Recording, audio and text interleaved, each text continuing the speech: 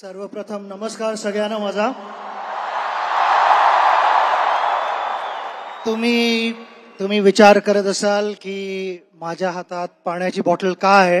May be काही वर्षाआधी पण यावेळेला मी इकडे भाषण देत होतो त्यावेळेला माझ्या हातात पाण्याची बॉटल होती माझ्या रिटायरमेंटच्या वेळेला.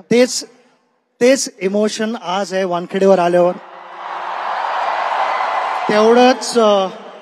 तेवढंच प्रेम तुम्ही आजही मला दाखवताय, ह्याबद्दल धन्यवाद.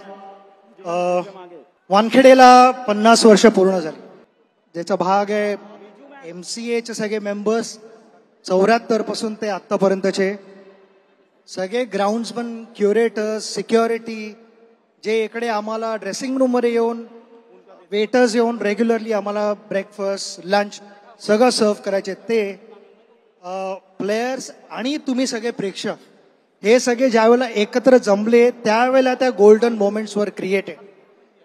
तर मी तुम्हाला सगळे म्हणतो की तुम्ही पण आम्हाला इतके वर्ष सपोर्ट दिलात, ज्याने आम्हाला शक्ती मिळाली की आम्ही ही बाउंड्री लाईन क्रॉस करून आत येऊन काहीतरी करून दाखवलं.